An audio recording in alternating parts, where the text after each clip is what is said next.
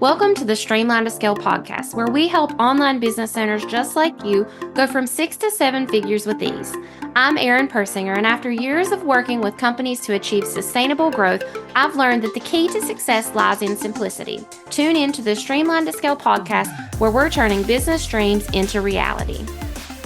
Hey there, welcome back to the Streamline to Scale podcast. I'm super excited that you're here with me today because we are going to talk about the myth that I constantly see running rampant in the online space, and that is that you can't afford to hire. So who am I? I'm Erin Persinger, CEO of Premier Virtual Operations and founder of the Ethical Hiring Hub, where we connect amazing entrepreneurs with driven service providers that help them take their business to the next level. Today, we're going to talk about people saying they can't afford to hire. So now I see this over and over again in chat groups I'm in, Facebook group, people who jump on a call with me. People continually reach out and they're like, you're on my bucket list, but the problem is right now, I don't think I can afford to hire. Now, there are people who should not be hiring in the online space, in business in general. If you don't have a product that you've validated with your market, meaning that you've sold some of it, you can see that it's actually going to work, then yes, you should not hire until you find your thing. Don't hire expecting people to come in and tell you what to sell or something like that, because it's not going to happen, right? But if you have a valid offer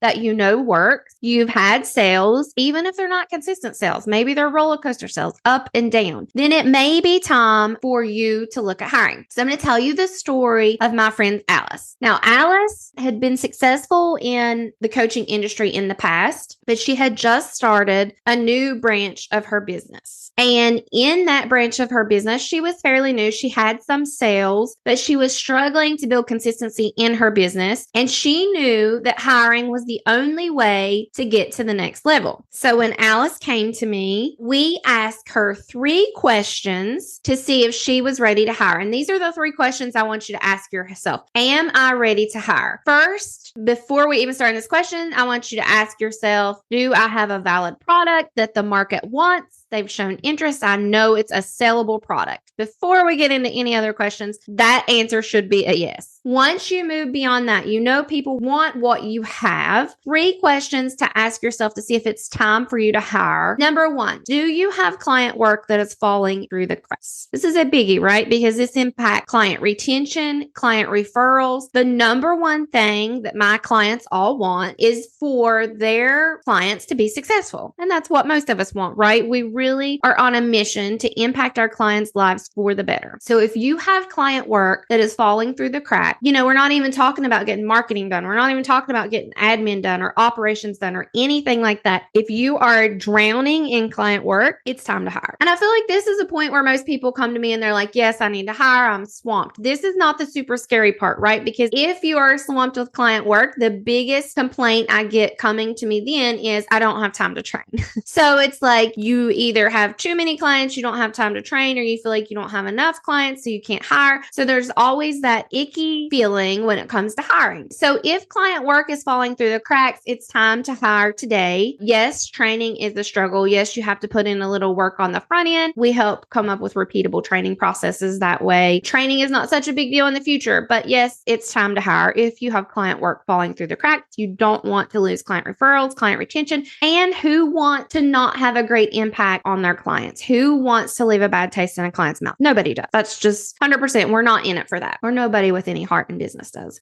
The second question you need to ask is, are you consistent in your business? Now, you think right here when I say, are you consistent in your business, that maybe the answer is no, you're not consistent. So no, you don't need to hire. But in reality, you will never become consistent in your business if it's just you. Because here's what happens. You get caught on a hamster wheel of clients come, you don't have the time to market anymore. So you're too busy over here dealing with your clients to make sure that those client retentions and referrals don't fall through the crack that we talked about in question 1. So you're not doing marketing and sales like you should be. So then your business suffers. Once you get these clients offboarded, maybe you have a long-term retention strategy and that's great, but eventually you have to bring new clients into your business. That's the nature of business. We have to have customers. There's nobody doing that. And when you get busy, that's the first thing to fall away because clients are demanding. Clients will tell you if you're letting them down, right? And again, you don't want to let your clients down. So then then everything else suffers. You're not consistent with your marketing. You're not consistent with your sales call.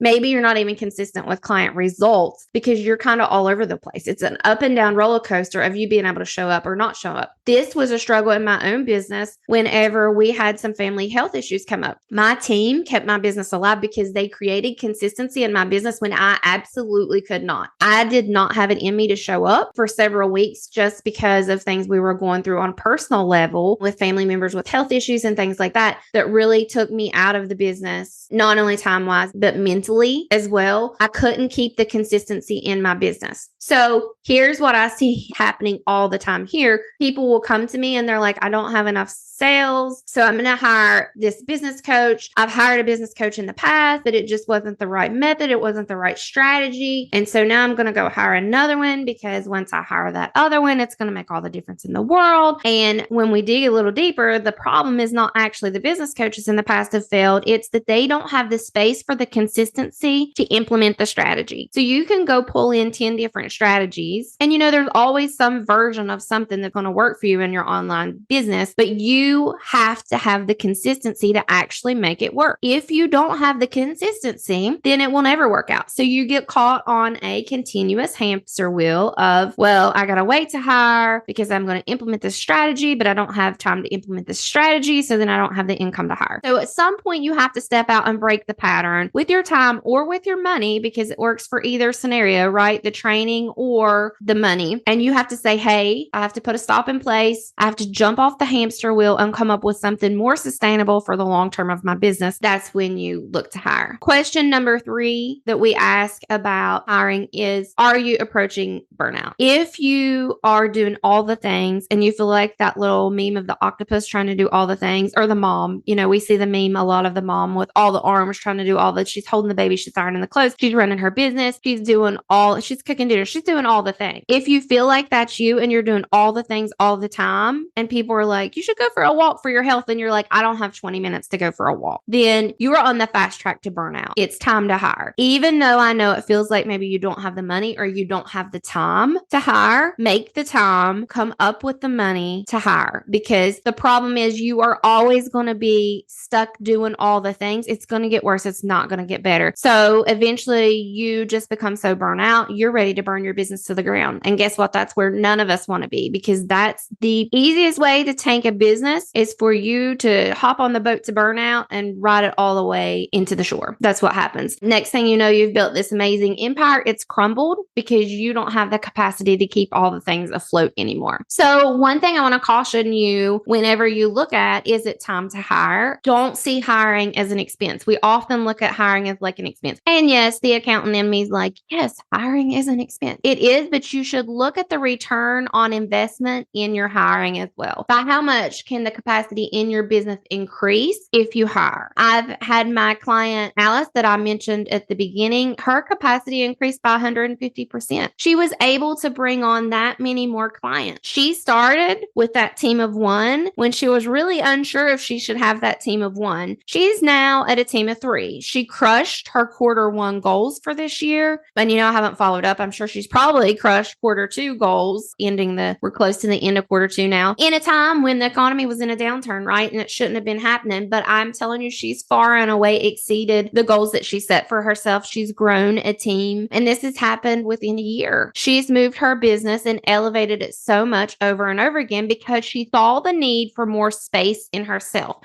She saw the need to have more hands on deck. Your hire is an extension of you. The return on investment for your hire comes with increased client capacity. It comes with more space in your brain to do things, to focus on higher level things. How many hours in your week can a hire give you back? What can you do with those hours? How can those hours move your business to the next level? Whether it's loving on those clients you have in your world already and providing a better service so you have more retention and more referrals, or whether it's marketing, spending more time doing sales, bringing people into your world. It could be spending time developing new product and things that the market wants and needs, but you have not had time to expand into. Whatever that time buys you, that's the return on investment we're looking for your hire. And in the long run, what does that hire bring? What value does that hire bring to your business? And that's what you really need to look at. When you're saying, I can't afford to hire, then ask yourself, are you ever going to be able to afford to hire? If the situation that you're in today remains the situation that you're in from 6 months from now, what's going to be the difference? Where are you going to change things? How are you going to change things to make sure you're not where you are right now 6 months from now? And that's what you really need to ask yourself. And that's why it kind of hurts my heart a little bit when I see clients say, I'll be back to you after I do XYZ. Now, or potential clients. Those people do eventually come back into my world, but the problem is they're at the same exact place they were, or their businesses just totally went under and they don't come back to my world. And I've seen that happen to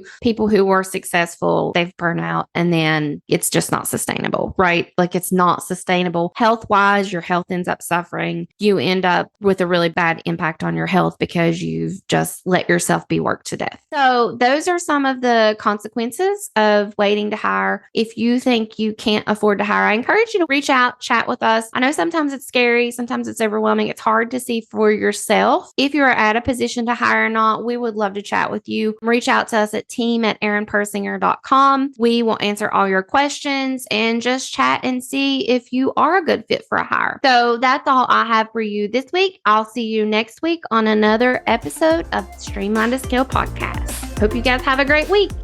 Thanks for tuning in to the Streamline to Scale podcast. We hope you gained valuable insights on scaling and streamlining your business.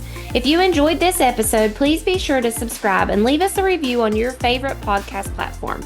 Remember, growing your online business can be easy by focusing on developing lean, effective teams, creating simple systems, and implementing smart business practices. You can take your business to the next level. And if you're ready to take action and start growing your business today, head over to our website at premiervirtualoperations.com to learn more about our services and how we can help you reach your business goals. Thanks again for listening, and we'll see you in the next episode of Streamline to Scale.